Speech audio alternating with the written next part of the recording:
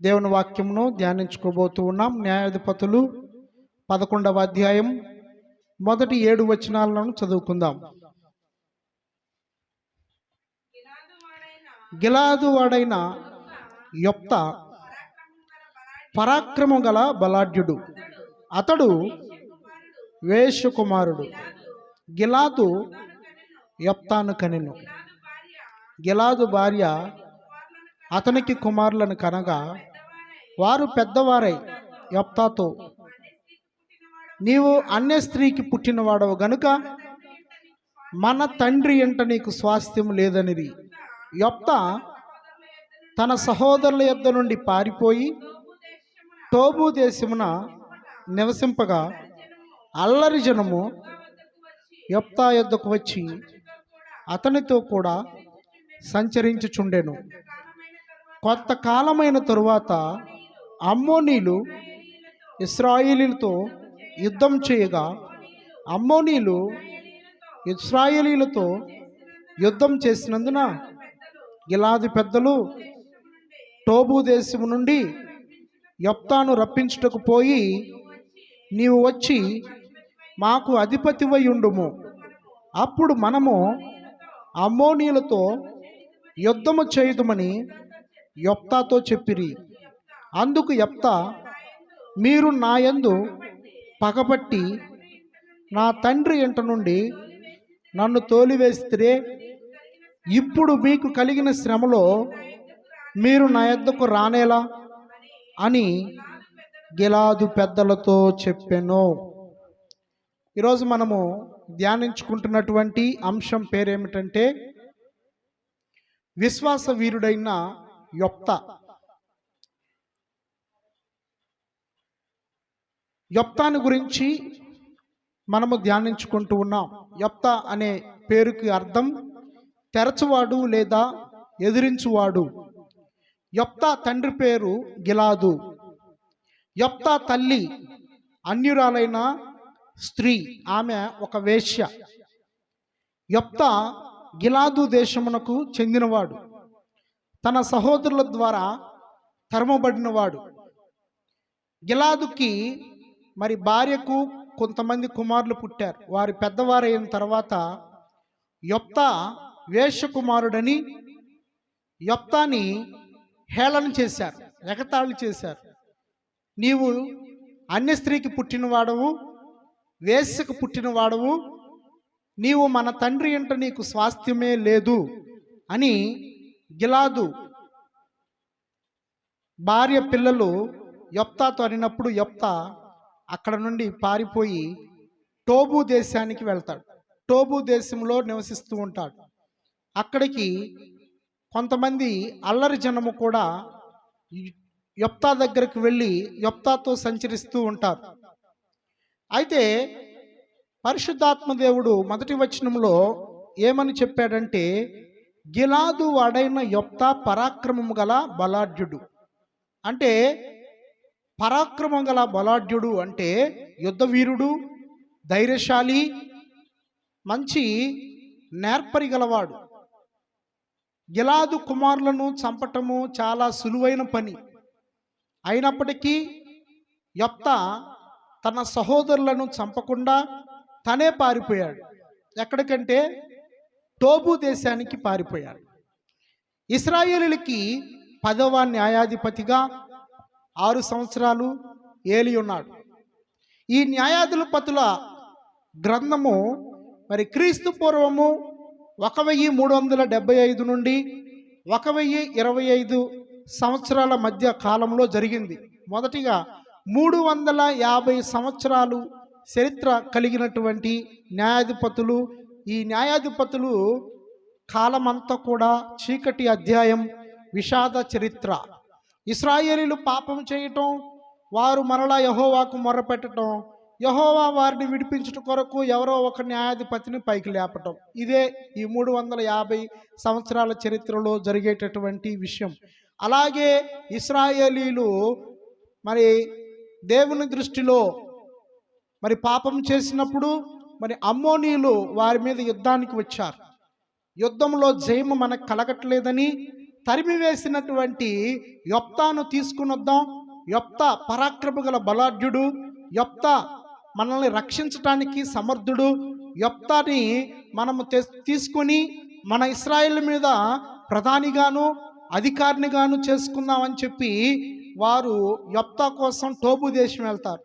అయితే టోబు దేశంలో ఉన్న యొప్తా అంటాడు, మీరు నా మీద పగబట్టి నన్ను నా తండ్రి ఇంటి నుండి తరిమివేశారు, మరి ఇప్పుడు మరలా నా దగ్గరికి ఎందుకు వచ్చారు అని చెప్పి పంపివేస్తాడు. ఆ పెద్దలు వెళ్ళిపోయి మరలా తిరిగి వస్తారు.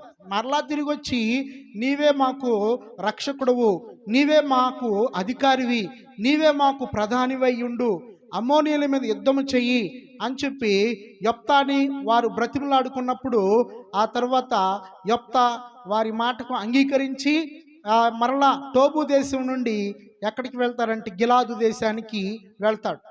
గిలాదు దేశంలో ఆయన మిష్పా అనే ఒక యెహోవా సన్నిధి ఉన్న ప్రాంతానికి వెళ్ళి ఆ ప్రాంతంలో ప్రార్థన చేస్తూ ఉంటాడు యొప్తా. యొప్తాలో నుండి మనము 7 మంచి గుణలక్షణాలని ఈరోజు మనం నేర్చుకుందాం. మొదటిది ప్రార్థనా పరుడు, రెండవది పరాక్రమ గల బలాఢ్యుడు, మూడవది సామర్థ్యము గలవాడు, నాలుగవది ఆత్మపూర్ణుడు, ఐదవది విశ్వాస వీరుడు, ఆరవది సమర్పణ గలవాడు, ఏడవది న్యాయాధిపతి. ఈ 7 గుణలక్షణాలు మనము యొప్తా నుండి నేర్చుకుంటాం. మొదటి గుణలక్షణాన్ని మనం చూద్దాం, ప్రార్థనా పరుడు. 11వ వచనంలో మనము ఒకసారి ధ్యానం చేద్దాం. కాబట్టి యొప్తా గిలాదు పెద్దలతో కూడా పోయినప్పుడు జనులు తమకు ప్రధానునిగాను అధిపతినిగాను అతను నియమించుకునిరి. అప్పుడు యొప్తా మిష్పాలో యెహోవా సన్నిధిని తన సంగతి అంతయు వినిపించును. ఇప్పుడు యొప్తా సామాన్యమైన వ్యక్తి కాదు. యొప్తా ఇశ్రాయేలీల జనులందరి మీద ప్రధాని, అధికారి, సైన్యం ఉంది, మరి తన కింద పనివాళ్ళు ఉన్నారు, బహు ప్రజలున్నారు. అయినప్పటికీ అంతమంది సైన్యం ఉన్న ప్రధానమంత్రి అయినా ఆ అధికారి అయినా కానీ యొప్తా ఏం చేస్తున్నాడంటే మోకాళ్ళుని మిస్పాలో ప్రార్థన చేస్తూ ఉన్నాడు. తన సంగతి అంతా యెహోవాకు సృష్టికర్త అయిన దేవునికి తెలియపరుస్తూ ఉన్నాడు. అయ్యా, వీళ్ళంతా నన్ను హేళన చేశారు, ఎగతాళి చేశారు, వేషకుమారుడు అన్నారు. ఇప్పుడు నన్ను కావాలి, నన్ను ఇశ్రాయేలు మీద అధిపతిగా ప్రధానిగా చేసుకుని నన్ను అమ్మోనీయుల మీద యుద్ధం చేయమని వీరు నన్ను పిలుచుకున్నారయ్యా అని మిష్పాలో యొప్తా ప్రార్థన చేశాడు. యొప్తాకి సైన్యం ఉంది, యొప్తాకి ఇప్పుడు అధికారి అయ్యాడు, యొప్తా ఒక ప్రధాని అయ్యాడు, యొప్తా ఒక మంచి ఉన్నత స్థితిలో ఉన్నాడు. కానీ ప్రార్థన మర్చిపోలేదు. యొప్తా ప్రార్థన మర్చిపోయాడండి. మన జీవితంలో మనకి ఏమీ ఉండదు, మనం ప్రధానమంత్రులం కాదు, అధికారులం కాదు, పెద్ద పెద్ద గవర్నమెంట్ ఉద్యోగస్తులము కాదు, కానీ ప్రార్థన మాత్రం చేయము. ఇక్కడ ప్రధానమంత్రులే, అధికారులే, సైన్యం కలిగిన వాళ్ళే ప్రార్థన ఎలా చేస్తున్నారంటే మోకాళ్ళుని యెహోవా సన్నిధిలో గిలాదు దేశంలో ప్రార్థన చేస్తూ ఉన్నారు. ఆ యెహోవాకి వారికి ఉన్నటువంటి సమస్యను వివరిస్తున్నారు. కానీ మనం మాత్రం మనకున్న సమస్యను వివరించం, దేవునికి తెలియపరచుకోము, దేవునితో సంభాషణ పెట్టుకోము. దేవునితో మనము సంభాషణ ఎలా పెట్టుకుంటామండి? ప్రార్థన ద్వారా. దేవునితో మనము సంభాషణ ప్రార్థన ద్వారా పెట్టుకుంటాం. నీవు దేవునికి ప్రార్థన చేస్తూ ఉన్నావు అంటే సంభాషణ పెట్టుకున్నావని అర్థం, ఇక వేరే అర్థమేది లేదు. నువ్వు ప్రార్థన చేస్తున్నావు కానీ జవాబు రావట్లేదని ఒకవేళ నువ్వు అనుకుంటావేమో, కానీ దేవుడు ప్రతి ప్రార్థన వింటూనే ఉన్నాడు, జవాబు ఇస్తూనే ఉన్నాడు. కానీ నీకు అది గ్రహింపు రావట్లా. నీకెన్నోసార్లు దేవుడు గ్రహింపును మరి జవాబునిచ్చాడు. అనేక మార్లు నీ ప్రార్థన విన్నాడు, నీకు జవాబిచ్చాడు. కానీ నీవు ఆ యొక్క జవాబును గ్రహించట్లా, ఆయన ఇచ్చినటువంటి సమాధానాన్ని నువ్వు గ్రహించట్లా. కానీ ఇక్కడ యొప్తా అంత అధిపతి అయినా అధికారి అయినా మిష్పాలో ప్రార్థించటము ఆయన చూపిస్తూ మనకు మాదిరికరంగా ఉన్నాడు. ఈరోజు నీవు నేను మనమందరము కూడా ఎలా ఉన్నాము అంటే ప్రార్థనలో బలహీనమైపోతూ ఉన్నాం. రాత్రి పడుకునే ముందు నిద్రమత్తులో భారంలో ఉంటున్నాం కానీ ప్రార్థన చేయట్లా. ఉదయం లేచినప్పుడు కూడా భారంతో లెగుస్తున్నాం కానీ ప్రార్థన చేయట్లా. దేవుడు మనకి ఇస్తున్నటువంటి ప్రతి యొక్క ఈవిని మనము అనుభవిస్తున్నాం. దేవుడు మనల్ని పోషిస్తూ సంరక్షిస్తూ ఉన్నా కానీ దేవునికి ప్రార్థన చేయటానికి మనము ఆసక్తి చూపించట్లేదు. అయితే ప్రధానులు ఆసక్తి చూపిస్తున్నారు, అధికారులు ఆసక్తి చూపిస్తూ ఉన్నారు. మనమందరము కూడా ప్రార్థించే ప్రార్థన పరులంగా ఉండాలి. ఈ యొక్క యొప్తాని మనము గమనిస్తే ప్రార్థన చేస్తున్నాడు. ఎవరి కోసం ప్రార్థన చేస్తున్నాడు? అయితే ఎవరైతే తనను వద్దనుకున్నారో, యొప్తా నువ్వు వేశ్య కుమారుడివి, యొప్తా నీవు మన తండ్రి యొక్క ఆస్తిలో పాలిభాగస్తుడు కాదు యొప్తా అని చెప్పి సహోదరులు ద్వేషిస్తున్నారు, సహోదరులు హేళన చేస్తున్నారు, దూషిస్తున్నారు, పగబెట్టుకున్నారు. వాళ్ళందరూ యొప్తాని తరిమేశారు. కానీ యొప్తా ఆ తరిమేసిన అప్పటికీ వారిని ఆ యొప్తా అది మనసులో పెట్టుకోకుండా తిరిగొచ్చి తన సహోదరుల కోసము ప్రార్థన చేస్తున్నాడు. చూడండి, ఈ యొక్క యొప్తాను చూస్తే మనకెవరు గుర్తొస్తున్నారు? మన ప్రభు అయిన యేసుక్రీస్తు వారు గుర్తు రావాలి. ఎందుకంటే యొప్తా తనను ద్వేషించిన వారి కోసము ప్రార్థన చేస్తూ ఉన్నాడు. యేసుక్రీస్తు ప్రభు వారు కూడా తనను ఎవరైతే ముఖాన ఉమ్మివేశారో, తనను ఎవరైతే మరి కొరడాలతో కొట్టారో, తనను ఎవరైతే మరి మేకులు కొట్టారో తన చేతుల్లో కాళ్ళల్లో, మరి తనకి ఎవరైతే ముళ్ళ కిరీటం పెట్టారో, తనని ఎవరైతే బల్లెంతో పొడిచారో, తనను ఎవరైతే దేవుని కుమారుడు కదా నువ్వు శిలువ మీద నుండి దిగిరా అప్పుడు నమ్ముతామని చెప్పి హేళనగా మాట్లాడారో వారందరి కోసము ప్రార్థన చేస్తున్నాడు ఇక్కడ యేసుక్రీస్తు ప్రభువారు. యొప్తా కూడా అదే విధంగా తనను ఎవరైతే తరిమేశారో, తనను ఎవరైతే యేసు కుమారుడా అని చెప్పి హేళన చేసి గేలి చేసి ఆయన్ని నిందించి అవమానించి ఆయన్ని గెంటి వేసి పంపించేశారో వాళ్ళ కోసం ప్రార్థన చేస్తున్నాడు. యేసు ప్రభు వారు మనకి కూడా ఏమి నేర్పిస్తున్నాడంటే మీ శత్రువుల కోసం మీరు ప్రార్థన చేయండి అని నేర్పిస్తూ ఉన్నాడు. కానీ మనము మన స్నేహితులకే కోసమే ప్రార్థన చేయం, మన భర్త కోసం చేయం, మన బిడ్డల కోసమే ప్రార్థన చేయం, మన యొక్క తల్లి కోసం చేయం, మన తండ్రి కోసం చేయం, మన యొక్క అత్తగారి కోసం చేయం, మామగారి కోసం చేయం, మనకు ఇచ్చిన బిడ్డల కోసము ప్రార్థన చేయం. ఎందుకంటే వాళ్ళు క్షేమంగా ఉండటం ఇష్టం లేదా? వాళ్ళు సౌఖ్యంగా ఉండటం ఇష్టం లేదా? వాళ్ళు దేవునికి ఇష్టలుగా సంబంధాన్ని కలిగి ఉండటం ఇష్టం లేదా? నేను నా యొక్క అత్త కోసం మామ కోసం ప్రతి దినం ప్రార్థన చేస్తున్నాను వాళ్ళు ఎవరైనా ఉంటే చేతులు ఎత్తండి. నా అమ్మ కోసం, నా తల్లి కోసం, నా తండ్రి కోసం ప్రతి దినం నేను ప్రార్థన చేస్తున్నాను మర్చిపోకుండా అని అన్నవాళ్ళు. మనమందరము ఎప్పుడైతే అలా ప్రార్థిస్తామో అప్పుడు దేవునికి మనము ఇష్టలుగా ఉంటాము అన్న విషయాన్ని గ్రహించాలి. రెండవ విషయంలోనికి మనం వెళ్దాం. పరాక్రమము గల బలాఢ్యుడు. యొప్తా ఎలాంటి వాడు? పరాక్రమం గల బలాఢ్యుడు. అంటే పరాక్రమం గల బలాఢ్యుడు అని ఎవరిని అంటారంటే ధైర్యవంతులను అంటారు. ధైర్యవంతులు ఎలా ఉంటారంటే వెనుక తీయని వారుగా ఉంటారు. ఇప్పుడు యుద్ధంలోనికి దిగిన తర్వాత యుద్ధంలో ముందు శత్రువు ఉంటాడు, తర్వాత మనం ఉంటాం. ఇప్పుడు యుద్ధంలో దిగినాక మనము మాట్లాడుకోవటానికి ఇక అవకాశం ఉండదు, నోరు పనిచేయదు.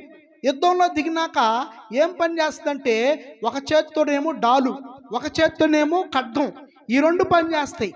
యుద్ధంలో శత్రువు బాణం విసిరేసినప్పుడు ఆ బాణాన్ని ఆపాలంటే ఈ యొక్క చేతిలో డాల్ ఉంటుంది, ఒక పెద్ద రేకు, ఆ రేకు మధ్యలో ఒక పట్టుకోవటానికి మనకి ఒక చేతితో పట్టుకునే విధంగా ఒక కడ్డీ ఉంటుంది. దానితో ఆ డాలుతో ఆ యొక్క బాణాన్ని ఆపివేస్తారు. ఎన్ని బాణాలైనా వేయని, అది మామూలు బాణమైనా, అది అగ్ని బాణమైనా, అది ఎలాంటి బాణమైనా ఈ డాలుతో ఆపివేస్తాం. ఈ డాల్ ఉండాలి. రెండవది, శత్రువు కత్తి వేసినప్పుడు, కత్తితో మనల్ని పడవాలని ప్రయత్నించినప్పుడు ఈ రెండో చేతిలో ఉన్న కత్తితో ఆపివేయాలి. ఆ శత్రువు మన గుండెల్లోకి పొడవాలన్నప్పుడు ఈ గుండెల మీద కవచం ఉంటుంది, ఈ కవచం ఆపుతూ ఉంటుంది. ఈ కవచము ఆ గుండెల్లోనికి ఆ కత్తి జొరబడకుండా ఈ కవచం ఆపేస్తూ ఉంటుంది. యుద్ధంలోకి దిగిన తర్వాత పనిచేయాల్సింది ఏంటండి? ఖడ్గం పనిచేయాలి, అంతే. నోరు ఇక పని చేయకూడదు. నోరు ఎప్పుడు పని చేయాలంటే యుద్ధంలోకి దిగక ముందు పనిచేయాలి. యుద్ధంలోకి దిగక ముందు ప్రార్థన ద్వారా ఇప్పుడు మన దేవా నేను ఫలాని యుద్ధానికి వెళుతున్నాను, నాకు తోడై ఉండు అని ప్రార్థన చేసి యొప్తాకు వలె ప్రార్థనలో మన విషయాలన్నీ చెప్పుకొని ఆ తర్వాత యుద్ధంలోకి వెళ్ళాలి. యుద్ధంలోకి దిగిన తర్వాత ఇక పని చేయాల్సింది ఖడ్గమే. ఖడ్గం అంటే దేవుని వాక్యమే. అపవాది అగ్ని బాణాలు వేస్తూ ఉంటుంది. అపవాది శత్రువుడి చంపాలి అని ప్రయత్నం చేస్తూ ఉంటుంది. అపవాదిని ఎదిరించాలి అంటే మనకు కావాల్సింది ఏమిటి అంటే దేవుడిచ్చే సర్వాంగ కవచం కావాలి. మన యొక్క నడినెత్తి నుంచి అరిపాదాల వరకు కవచం ఉండాలి. తలపైన శిరస్త్రాణం ఉండాలి, చేతుల్లో ఖడ్గం ఉండాలి, ఈ చేతిలో డాల్ ఉండాలి, నడుముకు సత్యం అనే దట్టి ఉండాలి, ఈ యొక్క ఛాతికి ఏముండాలి, నీతి అనే మైమరు ఉండాలి, పాదములకు సిద్ధ మనస్సు అనే జోడు ఉండాలి. ఇవన్నీ కూడా ఉన్నప్పుడు శత్రువు కత్తితో మనల్ని పొడవటానికి వచ్చినప్పుడు ముందు మనం ఆత్మరక్షణ చేసుకుంటాం. అంటే డాల్ అడ్డం పెట్టేస్తాం. ఆ డాల్ అంటే విశ్వాసానికి సాదృశ్యంగా ఉంది. విశ్వాసముతో శత్రువును మనము జయించే వారముగా ఉండాలి. ఇక్కడ యొప్తా యొక్క బ్యాక్గ్రౌండ్ చూస్తే బాగాలేదు. అంటే తన తల్లి యొక్క జీవితము, తన ప్రవర్తనము చూస్తే వేశ్య. ఆ యొక్క విషయంలో యొప్తా మరి హేళన చేయబడ్డాడు. అయితే యొప్తాలో మనం గమనిస్తే యొప్తాలో ఎలాంటి చెడుతనము లేదు. యొప్తా మంచి ప్రార్థనాపరుడుగా ఉన్నాడు, మంచి పరాక్రమ గల బలాఢ్యుడిగా ఉన్నాడు. అదేవిధంగా దేవునికి లోబడిన వ్యక్తిగా, దేవుని వాక్యమును నేర్చుకునే వ్యక్తిగా ఉన్నాడు, దేవుని వాక్యమును అనుదినము కూడా పఠించే వ్యక్తిగా ఉన్నాడు, ఈ యొక్క ప్రార్థనా పరుడుగా ఉన్నాడు. ఆ విషయాలు అన్నిటిని బట్టి పరాక్రమ గల బలాఢ్యుడు అని ఆ యొప్తాని గురించి దేవుడు సాక్ష్యం ఇస్తూ ఉన్నాడు. మూడో విషయమును మనం గమనిస్తే సామర్థ్యము గలవాడు. గిలాదు పెద్దలందరూ కూడా టోబు దేశానికి వెళ్ళారు. ఎందుకు వెళ్ళారంటే యొప్తా మన దేశానికి వస్తే మన దేశము అమ్మోనీల చేతుల నుండి రక్షించబడుతుంది. అంటే యొప్తాలో సామర్థ్యం ఉందనే కదా. యొప్తా ఒక మంచి రక్షణ మనకు తీసుకురాగలడు. యొప్తా ఖచ్చితంగా మనకి ప్రధానిగా, అధికారిగా ఉంటే మనకి అండగా ఉంటాడు అని చెప్పి గిలాదు పెద్దలు నిర్ణయం తీసుకుని యొప్తాని తీసుకొని వచ్చారు. అంటే యొప్తాలో ఉన్నటువంటి ఆ సామర్థ్యాన్ని గుర్తెరిగారు. ఎవరు గుర్తెరిగారండి? గిలాదు పెద్దలు గుర్తెరిగారు. అలాగే సంఘంలో నిన్ను చూసి నీకు ఏ సామర్థ్యం ఉన్నదో అన్న విషయము సంఘంలో పెద్దలు గుర్తెరగాలి. నిన్ను చూడగానే నువ్వు ప్రార్థనా పరురాలువా, నిన్ను చూడగానే నీవు మంచి సాక్ష్యం ఇచ్చే సాక్షివా, నిన్ను చూడగానే నువ్వు మంచి కీర్తనలు పాడే గాయకురాలవా, నిన్ను చూడగానే నీవు చక్కని వాక్యమును అందించే బోధకురాలవా, బోధకుడువా అని నీలో ఒక సామర్థ్యం అనేది సంఘంలో ఉన్న విశ్వాసులకి కనిపించే విధంగా ఉండాలి. అప్పుడు మనం ఏం చేయాలంటే మనము దేవుణ్ణి అడగాలి.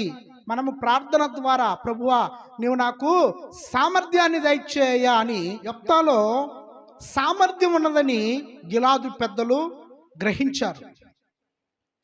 కనుక తన బ్యాక్గ్రౌండ్, తన యొక్క వెనక జీవితాన్ని గిలాదు పెద్దలు చూడాల.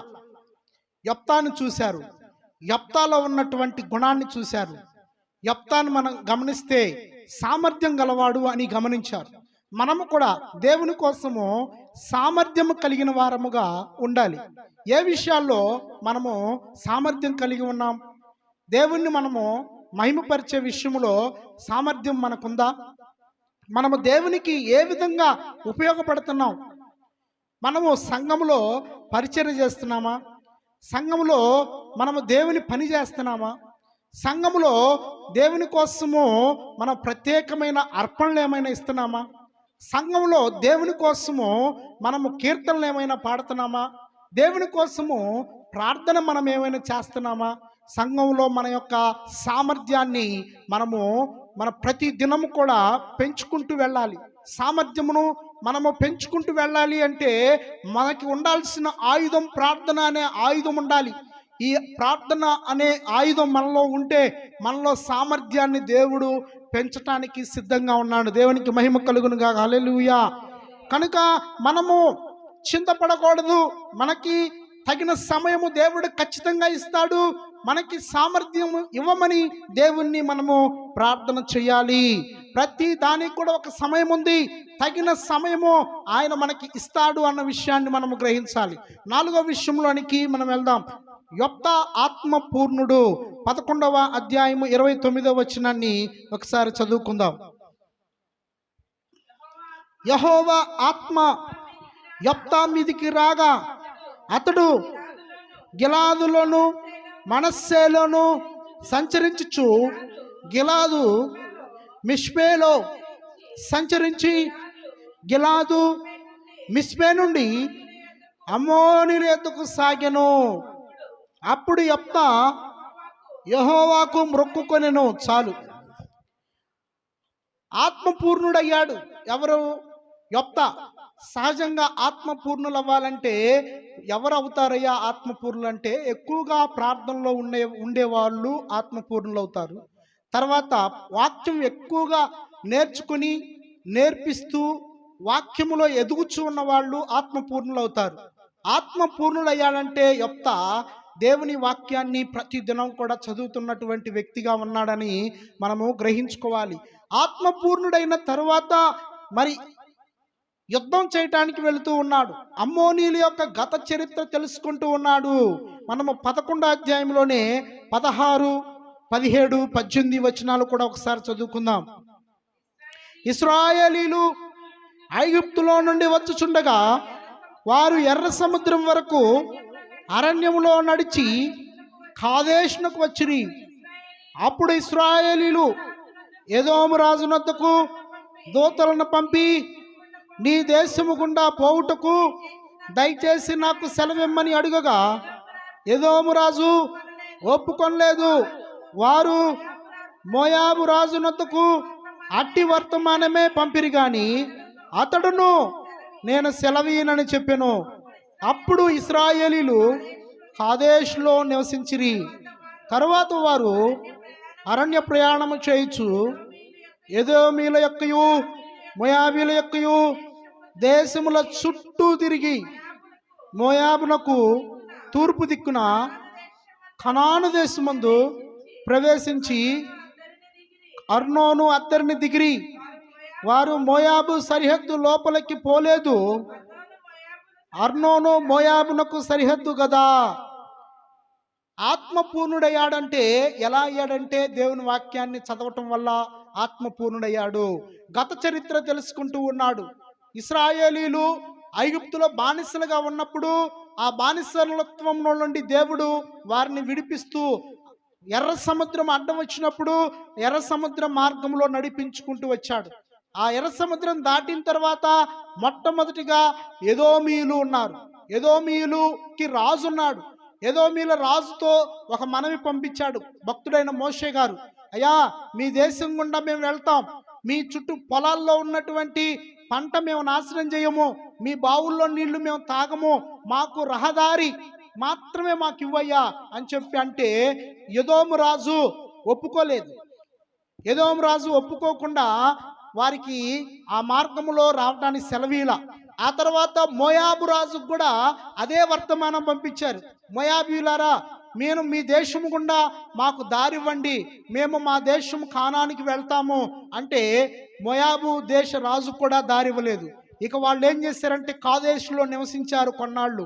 ఆ తర్వాత ఎదోము దేశము లోపలికి వెళ్లకుండా దాని చుట్టూ తిరిగి ఆ తర్వాత మోయాబు దేశం చుట్టూ తిరిగి వారు కానానునకు సమీపంలో వారు మోయాబు సరిహద్దు వద్ద అర్నోను దగ్గర దిగారు. అంటే మోయాబులోనికి వారు ప్రవేశించలేదు, ఎదోములోనికి వారు ప్రవేశించలేదు. కానీ ఇప్పుడు అమోరీల రాజు ఏం చేస్తున్నాడంటే, మీరు మా భూభాగాన్ని ఆక్రమించారు, మీరు ఇశ్రాయేల్ ఆ యొక్క ఎర్ర సముద్రం నుండి వస్తూ ఉన్నప్పుడు మా దేశాన్ని మీరు ఆక్రమించారు అని వారి మీద అన్యాయంగా వారి మీద తీర్పు తీరుస్తూ యుద్ధం చేయటానికి వస్తూ ఉన్నాడు. అందుకని యొప్తా వారికి చెప్పాడు, ఏమని, మీ యొక్క దేశాన్ని మేము ఆక్రమించుకోలేదు, మేము చుట్టూ తిరిగి వచ్చాము మా కానాను దేశానికి అని చెప్పినా కానీ ఆ అమోరీల రాజు ఒప్పుకోలేదు. ఇక యుద్ధం ప్రారంభమైంది. యుద్ధంలో ఒక మొక్కుబడి చేసుకుంటూ ఉన్నాడు. మరి ఆత్మపూర్ణుడయ్యాడు, విశ్వాస వీరుడయ్యాడు. ఏమని మొక్కుకుంటూ ఉన్నాడో మనం గమనించినట్లయితే 31వ వచనంలో, నేను అమ్మోనీయుల యొద్ద నుండి క్షేమముగా తిరిగి వచ్చినప్పుడు నన్ను ఎదుర్కొనుటకు నా ఇంటి ద్వారము నుండి బయలుదేరి వచ్చినదేదో అది యెహోవాకు ప్రతిష్ఠితమగును, మరియు దహన బలిగా దానిని అర్పించదన నేను. అప్పుడు ఎలా అంట, తను యుద్ధం చేసి అమ్మోనీయులను జయించి తిరిగి వచ్చినప్పుడు, క్షేమంగా వచ్చేటప్పుడు నా ఇంటి ద్వారంలో నుండి ఏదైతే వస్తుందో, అది పశువే కానీ జంతువే కానీ, అది ఏదైతే వస్తుందో దాన్ని నేను దహన బలిగాను యెహోవాకు ప్రతిష్ఠిస్తాను అని మొక్కుకున్నాడు. మొక్కుకొని యుద్ధం చేయటానికి వెళ్ళాడు. మరి యుద్ధం చేస్తూ యుద్ధంలో జయాన్ని పొందాడు. 32వ వచనంలో, అప్పుడు యెఫ్తా అమ్మోనీయులతో యుద్ధం చేయుటకు వారి యొద్దకు సాగిపోయినప్పుడు యెహోవా అతని చేతికి వారిని అప్పగించిన గనుక అతడు వారిని, అనగా అరోయేరు మొదలుకొని మిన్నీతుకు వచ్చు వరకు, ఆబేల్కే రామీము వరకును 20 పట్టణముల వారిని నిశ్శేషముగా హతము చేసెను. 20 పట్టణాల్లో ఉన్నటువంటి ప్రజలందరినీ కూడా వారు ఈ యొక్క యెఫ్తా హతము చేసి చంపి వారందరినీ కూడా జయించి, అట్లు అమ్మోనీయులను జయించి ఇశ్రాయేలీయుల ఎదుట నిలవకుండా వారిని అణిచివేశాడు. యెఫ్తా మిష్పాలోనున్న తన ఇంటికి వచ్చినప్పుడు అతని కుమార్తె తంబుర్రతోనూ నాట్యముతోనూ బయలుదేరి అతన్ని ఎదుర్కొనెను. ఆమె గాక అతనికి మగ సంతానమే గాని ఆడు సంతానమే గాని లేదు. కాబట్టి అతడు ఆమెను చూచి తన బట్టలు చింపుకుని, అయ్యో నా కుమారి, నీవు నన్ను బహుగా కృంగజేస్తివి, నీవు నన్ను తల్లడింపజేయి వారిలో ఒకటివై ఉన్నావు, నేను యెహోవాకు మాట ఇచ్చి ఉన్నాను గనుక వెనుక అని చెప్పాడు. అయితే తన యొక్క కుమార్తెను దేవుని యందు భయభక్తుల్లో పెంచాడు యెఫ్తా. మరి దేవునికి లోబడిన కుమార్తెను మరి చక్కగా సిద్ధపరిచి ఉన్నాడు. ఇక్కడ విశ్వాసంతో అమ్మోనీయుల్ని జయించాడు. విశ్వాసానికి ఆధారం ఏమిటంటే, మనము చూడక నమ్మాలి. పరలోకం ఉంది అని మనం నమ్ముతున్నాం, అవునా కాదండి? పరలోకం ఉందని మనం నమ్ముతున్నామా, నమ్మట్లేదా? పరలోకములో బంగారపు రోడ్లు, బంగారపు నివాస స్థలాలు, మరి దేవుడే అక్కడ వెలుగుగా ఉండి ప్రకాశిస్తూ ఉన్నాడు. అక్కడ దుఃఖం ఉండదు, ఏడ్పు ఉండదు, అక్కడ రోగం ఉండదు, సూర్యుడు ఉండడు, చంద్రుడు ఉండడు. దేవుడే అక్కడ వెలుగై ప్రకాశిస్తూ ఉంటాడని మనం విశ్వాసంతో నమ్మాం. మనము అదే విధంగా ఇక్కడ విశ్వాసంతో ఇక్కడ యెఫ్తా కూడా ఏం చేస్తున్నాడంటే, అమ్మోనీయులను నేను జయించి క్షేమముగా తిరిగి నా ఇంటికి వచ్చినప్పుడు నా ద్వారబంధముల నుండి మొదటిగా నాకు ఎదురు ఎవరైతే వస్తారో వాళ్ళని నేను యెహోవాకు ప్రతిష్ఠిస్తాను, యెహోవాకు దహన బలిగా అర్పిస్తాను అని చెప్పాడు. ఇప్పుడు ఎవరు ఎదురు వచ్చారండి? సొంత కూతురు, తన గర్భాన పుట్టిన కూతురు, భార్య లేదు, బిడ్డలు లేవు, ఇక మగ ఎవరు లేరు, తన కూతురు ఎదురొచ్చింది. ఆ కూతురును చూసి తను హృదయం కరిగిపోయింది, తల్లడిల్లిపోయాడు. అయ్యో నా కుమారి, నువ్వు నన్ను తల్లడింపజేయి వారిలో ఒకటివైతివి అని చెప్పి కుమార్తెను చూసి ఏడుస్తూ ఉన్నాడు. అప్పుడు కుమార్తె అంటుంది, నా తండ్రి, నీవు యెహోవాకు మాట ఇచ్చి ఉన్నావా, ఆ మాట ప్రకారమే చెయ్యి, అయితే ఒక 2 నెలల వరకు నన్ను విడిచిపెట్టమన్నా అని కుమార్తె అడిగింది. ఆ తర్వాత ఆమె కొండల మీదకి వెళ్ళి ఆ కన్యాత్వమును గురించి 2 నెలలు ఏడ్చి విలాపించి ఆమె మరలా తిరిగి ఇక్కడికి మిష్పాలో ఉన్న తన తండ్రి దగ్గరకు వచ్చినప్పుడు తన తండ్రి తాను మొక్కుబడి చొప్పున ఆమెకి చేశాడు. ఆమె పురుషుని ఎరగనే లేదు అని వ్రాయబడి ఉంది. అంటే దేవుడు నరబలిని కోరే దేవుడు కాదు. ఆమెను చాలామంది బలించేశారు, దహన బలి చేశారు ఆమెని అని చెప్పి అంటారు. కానీ దేవుడు దహన బలిని కోరే దేవుడు కాదు. ఎందుకంటే అబ్రాహాము ఇస్సాకును బలించబోతూ ఉంటే ఆ ఖడ్గం ఎత్తి ఇస్సాకు మెడని కట్ చేయబోయే లోపు పరలోకంలో నుండి దేవుడు, అబ్రామా నీకు ఒక్కడై ఉన్న కుమారుని నువ్వు చంపొద్దు అని చెప్పి దేవుడు చెప్తూ ఉన్నాడు. ప్రకటన గ్రంథం దాకా మనం చూస్తే ఎక్కడ కూడా మరి నరులను బలించినట్లుగా లేదు. సృష్టికర్త అయిన దేవుడు మానవుల్ని చేసింది చంపటానికి కాదు. కానీ చాలామంది తెలియని వ్యక్తులు ఏమనుకుంటారంటే, యెఫ్తా తన ఒక కుమార్తెను దహన బలి కింద దేవునికి బలి అర్పించారని చెప్పి చెబుతూ ఉంటారు. కానీ బలి అర్పించటం అంటే ప్రతిష్ఠించుకున్నాడు. మనుషులను ప్రతిష్ఠించుకుంటారు, జంతువులను బలిస్తారు.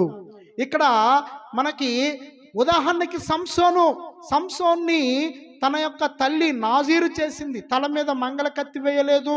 సంసోనికి మద్యము కానీ ఆ సంసోనికి ఏమీ కూడా ద్రాక్షరసం ఇవ్వలేదు. సంసోన్ని ప్రత్యేకించి పెంచింది ఆమె. ఆ సంసోన్ని ఏ విధంగా అయితే జీవితాంతం నాజీరు చేయబడ్డాడో, అంటే దేవుని పని కోసమే వాడబడ్డాడు, అలాగా దేవుని పని కోసము ప్రతిష్ఠించాడు తన యొక్క కుమార్తెను అన్న విషయాన్ని మనము గమనించాలి. ఇక 6వ విషయంలోనికి వెళితే సమర్పణ గలవాడు. యొప్తా తన అన్న మాటను నెరవేర్చాడు. తన కుమార్తెను మరి యెహోవాకు ప్రతిష్ఠిస్తానని చెప్పి తన మాట నిలబెట్టుకున్నాడు. యెహోవాకు ప్రతిష్ఠించాడు. తన కుమార్తెను దేవునికి ప్రతిష్ఠించాడు. ఇక్కడ మనం చూస్తే యొప్తా నరబలిస్తే దేవుని దృష్టిలో అది పరిశుద్ధత లేని వాడవుతాడు. కానీ యొప్తా నరబలి ఇవ్వలేదు. నరబలి చేయకూడదు, అది హేయమైన చర్య అని ద్వితీయోపదేశకాండం 12వ అధ్యాయం 31వ వచనంలో రాయబడి ఉంటుంది. కనుక అబ్రహామును మనం చూసినప్పుడు ఆ విషయాన్ని గ్రహించవచ్చు. మరి ఇక్కడ మనము ఆమె కొండల మీదకి వెళ్ళి కన్యాత్వమును గురించి ఏడ్చింది. ఆమె కొండల మీదకి వెళ్ళి తర్వాత ఆమెను పురుషునే ఎరగనే లేదు అని ప్రతిష్ఠించిన తరువాత పరిశుద్ధాత్మ దేవుడు వ్రాయించి ఉన్నాడు. కనుక ఆమె దేవుని కోసము ప్రతిష్ఠించబడిన స్త్రీగా, పనిచేసే స్త్రీగా, దేవుని ఆలయములో ఆమె పనిచేసే స్త్రీగా తన జీవితాంతము కూడా ఉన్నట్లుగా మనము గమనిస్తూ ఉన్నాం. తన కుమార్తెను త్యాగం చేశాడు దేవుని కోసము. ఆమె ఒక ప్రధాని కూతురు, ఆమె ఒక అధికారి కూతురు, ఆమెకు డబ్బు ఎంత కావాలన్నా ఉంది, ఆమెకు ఐశ్వర్యం ఉన్నా ఆమె వివాహం చేసుకోవటానికి అవకాశం లేదు. ఆమె వివాహం చేసుకోవటానికి ఇక ఆ ప్రతిష్ఠించుకోవటం వల్ల యొప్తా ఆమెకి వివాహం చేసుకునే అవకాశం లేకుండా పోయింది. అందుకనే ఇక్కడ మనం గమనిస్తే యేసుక్రీస్తు ప్రభు వారిని కూడా సృష్టికర్త అయిన దేవుడు తన ఏకైక కుమారుణ్ణి నీ కొరకు నా కొరకు త్యాగం చేసి ఈ లోకానికి పంపించాడు. తన కుమారుడు ఒక్క కుమారుణ్ణి, అద్వితీయ కుమారుణ్ణి ఎందరైతే విశ్వసిస్తారో, ఎందరైతే నమ్ముతారో వారికి నిత్య జీవము ఇస్తాను అని చెప్పి ఆయన్ని శిలువ మరణానికి అప్పచెప్పి ఉన్నాడు. యేసుక్రీస్తు ప్రభు వారిని త్యాగం చేశాడు. అదేవిధంగా యొప్తా కూడా తన యొక్క కుమార్తెను దేవుని కోసము త్యాగం చేసినట్లుగా మనకి గ్రహిస్తూ ఉన్నాము. 7వ విషయం మనం చూద్దాం. న్యాయాధిపతిగా హెచ్చించబడిన వాడు. న్యాయాధిపతులు 12వ అధ్యాయం 7వ వచనాన్ని మనం చూద్దాం. యొప్తా 6 సంవత్సరములు ఇశ్రాయేలుకు న్యాయాధిపతి అయి ఉండెను. గిలాదు వాడైన యొప్తా చనిపోయి గిలాదు పట్టణములో ఒకదాని యందు పాతి పెట్టబడిను. యొప్తా 6 సంవత్సరాలు ఇశ్రాయేళ్ల మీద న్యాయాధిపతిగా ఉన్నాడు. ఈ 6 సంవత్సరాల్లో ఇశ్రాయేళ్ళకి మరి ఎలాంటి కష్టం కానీ, దుఃఖము కానీ, వేదన కానీ కలగలేదు. వారికి నెమ్మది, శాంతి, సుఖము, సంతోషం కలిగింది. ఈ 6 సంవత్సరాలు ఈ యొక్క యొప్తా ఇశ్రాయేల్ని ఏలినట్లుగా న్యాయాధిపతిగా ఉన్నాడు. యొప్తా ఈ విధంగా హెచ్చించబడటానికి గల కారణం ఏమిటంటే యొప్తాలో ఉన్న మంచి గుణలక్షణాలు. మొదటిగా ప్రార్థన అనే గుణలక్షణం, మంచి లక్షణం ఉంది. తర్వాత పరాక్రమ గల బలాఢ్యుడైనప్పటికీ తనను తగ్గించుకున్నాడు. తన అన్నలు, తన సహోదరులు, తన పెద్దలు వచ్చి వేశ్య కుమారుడా అని చెప్పి హేళన చేసి నిందించి అవమానించినా కానీ వారిని ఒక్క మాట కూడా అనలేదు. వారి దగ్గర నుండి టోబు దేశానికి పారిపోయాడు. యేసుక్రీస్తు ప్రభు వారు కూడా 2024 సంవత్సరాలు చేశారు. దూషించారు, అవమానించారు, ఆయన మాటలతో గాయపరిచారు. కత్తిపోటు వంటి మాటలు కలవండి. ఎలాంటి మాటలు? మన కత్తితో పడవలసిన పని లేదు. ఆ మాటలతో గాయపరిచే వాళ్ళు చాలా మంది లోకంలో ఉన్నారు. అలాగా యేసుక్రీస్తు ప్రభు వారిని కూడా మాటలతో గాయపరిచారు, ద్వేషించారు, హేళన చేశారు. ఆయన్ని చివరికి సిలువ వేసి సిలువ మీద ఆయన చంపివేశారు యేసుక్రీస్తు ప్రభు వారిని. యేసుక్రీస్తు ప్రభు వారు కూడా ఆయన ఈ యొక్క ప్రపంచ మానవాళి అందరి క్షేమమును కోరి ఈ లోకానికి వచ్చి సిలువ వేయబడితే ఆయన మాత్రం అందరూ కూడా నిందించి అవమానించి సిలువ వేసినట్లుగా మనం గ్రహిస్తూ ఉన్నాము. అప్పుడు అపోస్తులైన మరి పేతురు గారు అంటున్నారు, మీరు తీసివేసిన రాయే మూలకు తలరాయి అయింది. మీరు యేసుక్రీస్తుని వద్దనుకున్నారు, యేసుక్రీస్తుని మీరు నిందించారు, అవమానించారు, సిలువ వేశారు. కానీ దేవుడు ఈ యేసుక్రీస్తునే ప్రభువుగా మనందరికి నియమించాడు అన్నప్పుడు వారందరూ కూడా యేసుక్రీస్తుని నమ్మి ఒకే రోజు 3,000 మంది బాప్టిసం పొందారు.